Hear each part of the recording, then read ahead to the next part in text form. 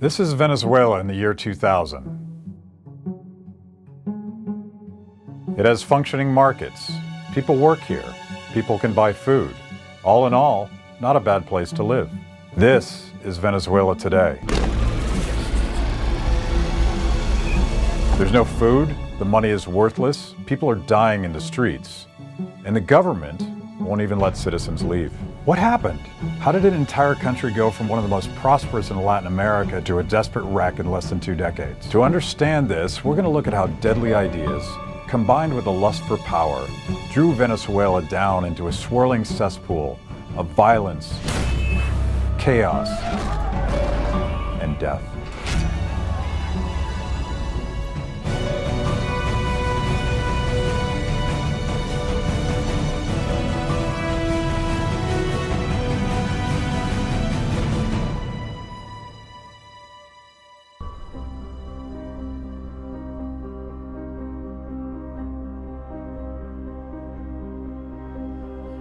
The story of Venezuela's downfall really starts with one man, Hugo Chavez. Through a combination of charisma, brute force, and a poisonous ideology, Chavez almost single-handedly drove his country to ruin. From his humble beginnings in the Venezuelan military, Chavez always harbored ambitions of power. In 1992, he even attempted a military coup against the government. He failed and was sent to prison for his crimes. In a forced apology, Chavez defiantly noted that his revolution was over, for now. Compañeros, lamentablemente, por ahora, los objetivos que nos planteamos no fueron logrados en la ciudad capital. Es decir, nosotros acá en Caracas no logramos controlar el poder. Nuevas situaciones y el país tiene que enrumbarse definitivamente hacia un destino mejor. Chavez used his solitude to do a lot of reading and soul-searching. But where some people find religion or philosophy, Chavez found Marx. Was he a true believer? It's hard to say, but his inner demagogue saw the potential to use Marx's rhetoric about the downtrodden proletariat as a way to consolidate his power. Personas piensan que inicialmente el presidente Hugo Chávez no tenía una propuesta socialista, pero solamente basta leer las ideas fundamentales para la Quinta República, que era el documento que Hugo Chávez había elaborado en 1999 para la nueva Constitución. When he got out of prison, he began to campaign for political office, this time using words and ideas instead of guns. In the 1990s, a lot of Venezuelans were feeling anxious. An oil boom had promised wealth and prosperity for all, but many migrants from rural villages had yet to find the economic opportunities they'd hoped for. At the same time, a two-party duopoly had emerged, agreeing to trade off power every election cycle, entrenching the political class. En países como los Estados Unidos de América, donde el rule of law o el Estado de Derecho es importante, en Venezuela, como muchos países de América Latina, la democracia ha sido más importante que el rule of law y el Estado de Derecho, con lo cual la mayoría de los venezolanos creen que básicamente el rol del Estado debe ser el de proveer derechos sociales, olvidándose de que los derechos individuales son lo más importante, con lo cual la revolución socialista que existe en Venezuela, la revolución marxista que hoy existe en Venezuela, ha tenido un camino mucho más fácil, puesto que sencillamente lo que apela es a las emociones de los venezolanos. Tierra y título, pero nada de crédito, ni de apoyo técnico. Bueno, ¿y qué pasó con los campesinos? No llegó al campesino los beneficios del petróleo y de la riqueza nacional. Pues bien, eso ahora no puede ocurrir de nuevo, y ese es uno de los principios. A lot of people felt left behind, like the government was only for the rich and connected, and not for them. Chavez exploited these feelings with promises of worker equality. In 1998, he was elected president in a landslide. El proyecto del neoliberalismo salvaje, que hay una mano invisible, el mercado que todo lo arregla. Mentira, mentira, 1000 veces mentira.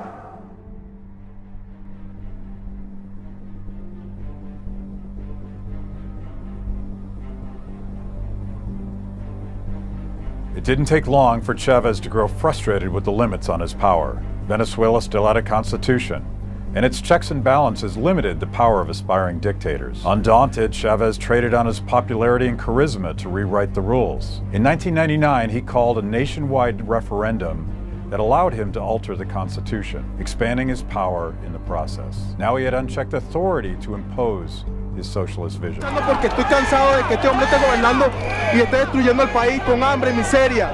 Y estoy cansado de que este hombre esté al lado de los terroristas y que nos esté apabullando y dándole el abrazo a Fidel Castro. No queremos comunismo en nuestro país. Queremos libertad, queremos democracia.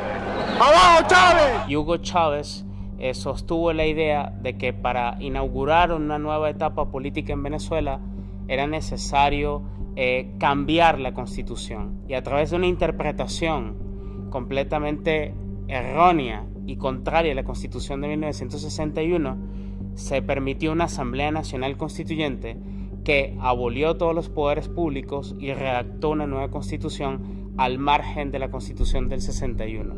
Eso fue sencillamente un golpe de Estado. By 2006, Chavez invoked the language of Marxism. Revolucionario lo que está es distribuyendo la riqueza entre todos para que todos vivamos mejor, porque la riqueza de Venezuela es de todos, no de una minoría.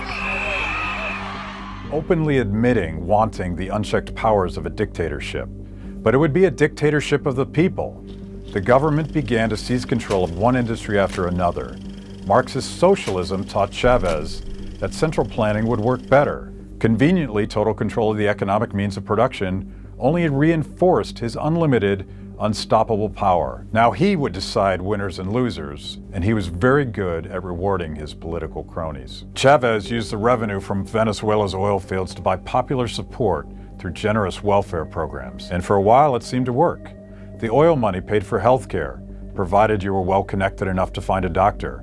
It paid for education, and free schools taught children to love their president. But like all government promises, these required more and more money to feed the vote-buying machine. So Chavez's government diverted more and more of the country's industry towards the production of oil. Pretty soon, the nationalized oil industry crowded out private enterprise almost completely. But the global price of oil was high, and oil was in high demand. What could go wrong? Closing numbers on the markets today.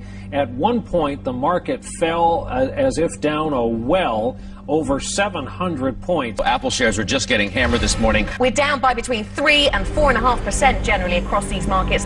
What in the world is happening on Wall Street?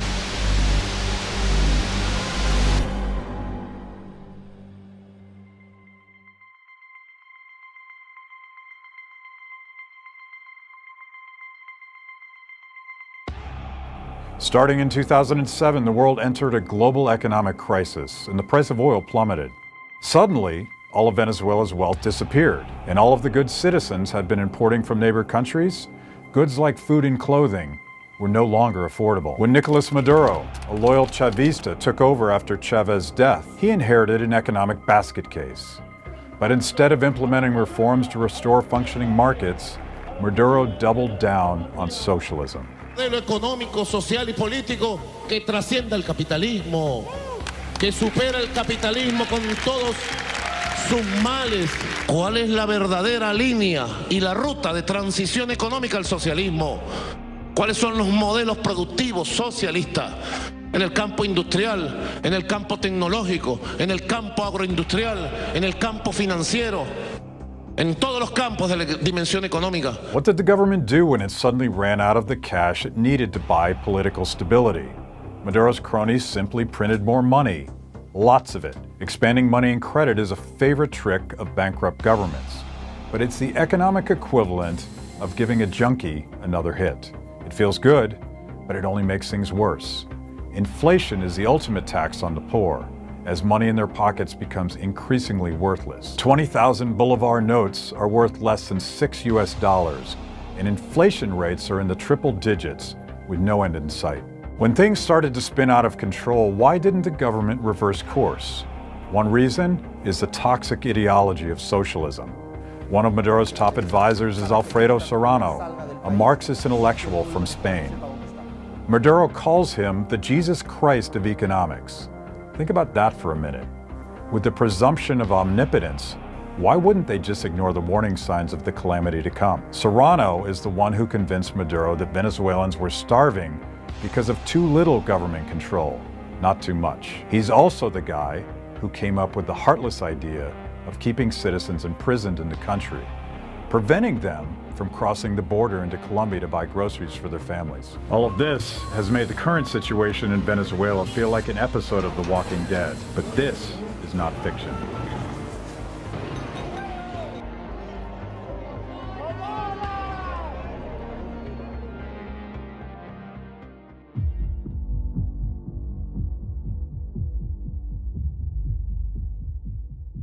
We read horrific stories in the news every day. One man was caught stealing the equivalent of $5 out of desperation. For this petty crime, an angry mob slashed him, doused him in gasoline, and set him on fire. The state-run mental hospitals, out of money and out of medicine, have become terrifying torture chambers, with patients strapped to beds and left to die. The devastation wrought by socialism has turned people into animals, and animals into a starving public's last resort for food. Dogs, cats, and even rats are being hunted in the streets by moms desperate for something, anything, to feed their children. The food situation has become truly desperate.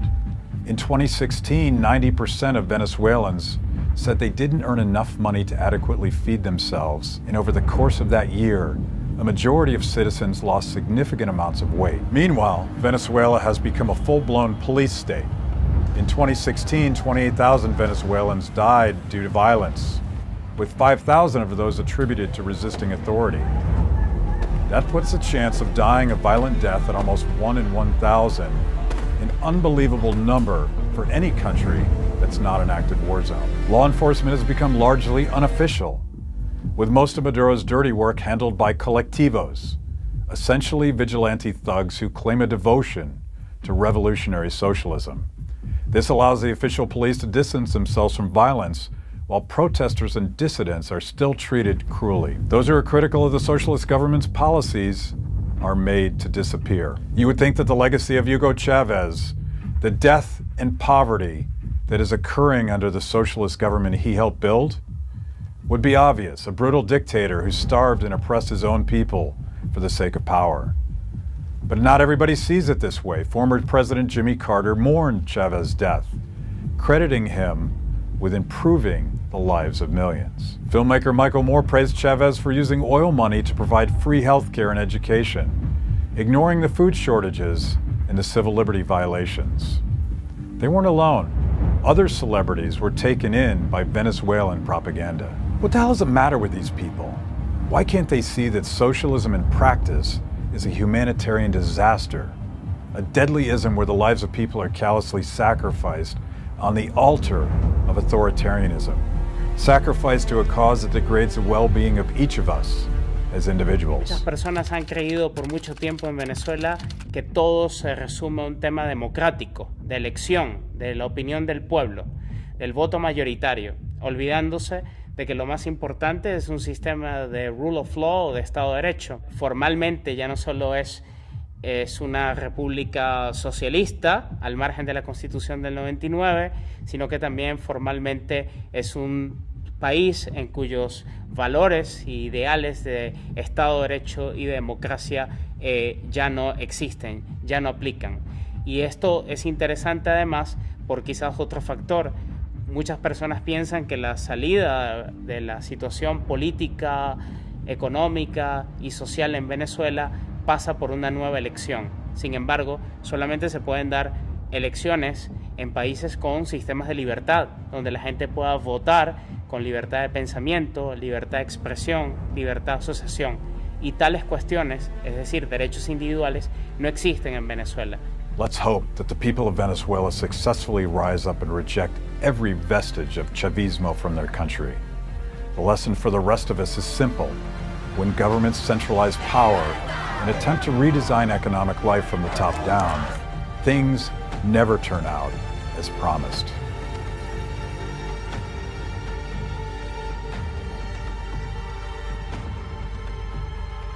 Socialism kills.